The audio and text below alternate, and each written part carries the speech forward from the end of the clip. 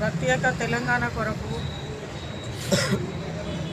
పోరాడినటువంటి కవులు కళాకారులు జర్నలిస్టులు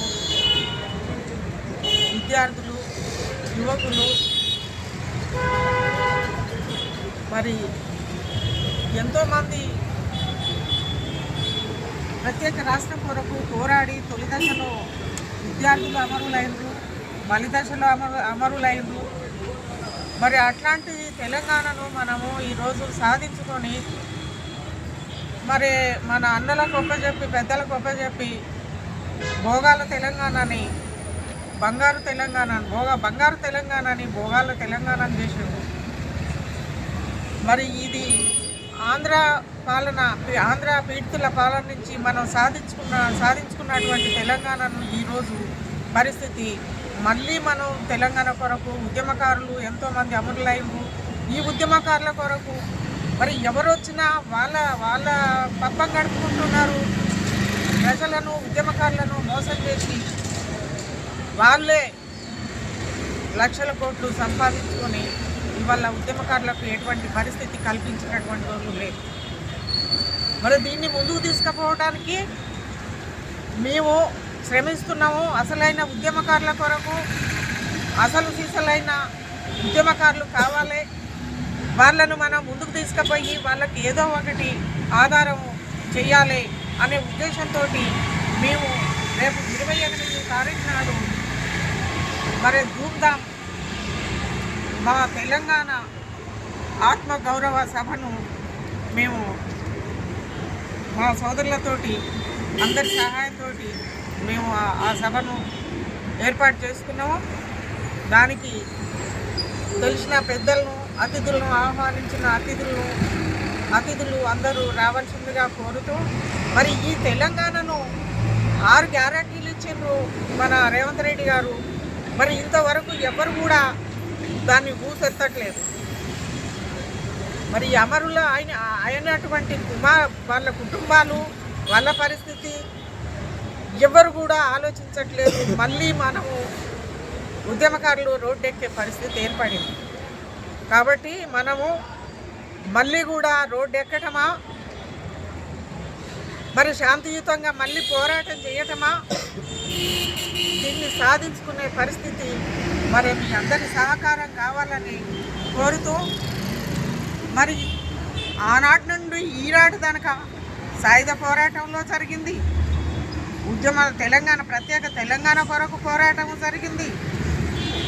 అసలు సీసలైన వాళ్ళు అడుగున పట్టిపోయిన మరి దీనికి వ్యతిరేకంగా ఉన్న వాళ్ళు గద్దెలెక్కింది వాళ్ళు పైన ఉండిపోయిన తెలంగాణ కొరకు పోరాడినటువంటి ఉద్యమకారులు మళ్ళీ రోడ్లెక్కాల్సిన పరిస్థితి ఏర్పడింది. కాబట్టి దీన్ని మనం ముందుకెళ్ళి మాకు అమరుల కుటుంబాలకు, విద్యార్థులకు, కళాకారులకు, జర్నలిస్టులకు, యువకులకు, రైతులకు అందరూ కూడా దీన్ని కష్టపడి సాధించుకున్న తెలంగాణను వీరికి సహాయం కోరుతూ అయినా రేవంత్ రెడ్డి గారు ఇస్తా అని చెప్పింది 250 గజాల స్థలాన్ని, 25,000 పెన్షన్ని. ఇక గత ప్రభుత్వం గడిచిపోయింది. వాళ్ళ కుటుంబాలకు సరిపోయి సంపాదించుకున్నారు. వాళ్ళని చూసిన పరిస్థితి లేదు. మరి ఇవాళ కల్తక్క బయటకు వచ్చి నేనున్నా అంటున్నది. ఈ 10 ఏళ్ల నుంచి ఎవరు ఉద్యమకారులను చూసినటువంటి పరిస్థితి లేదు.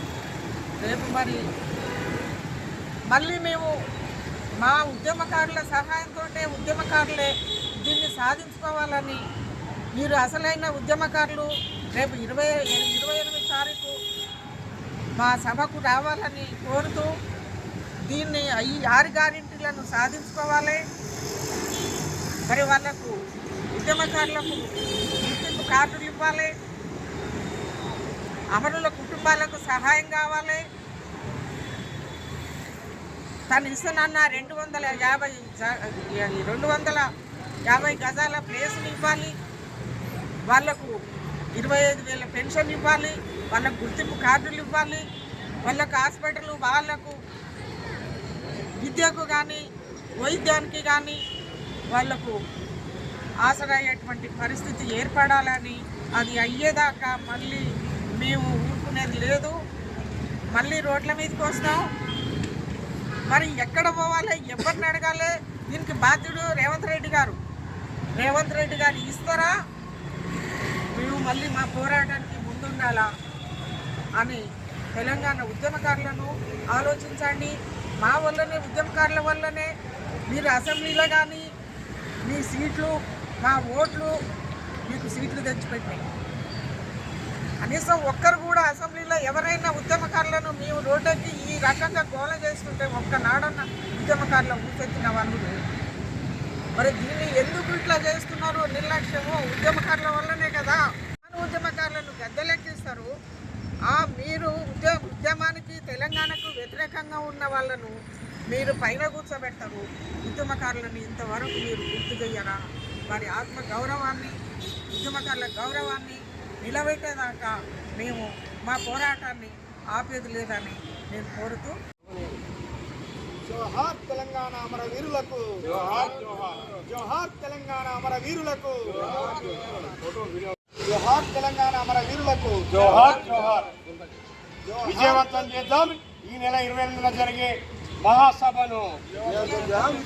విజయవంతం చేద్దాం ఈ నెల 28న జరిగే బహిరంగ సభను. విజయవంతం చేద్దాం తెలంగాణ ఆత్మగౌరవం, తెలంగాణ ధూమ్ధాం జరిగే బషీర్బాగ్లో జరిగే బహిరంగ సభను విజయవంతం చేద్దాం. ఉద్యమకారుల ఆశయాలను కొనసాగిద్దాం.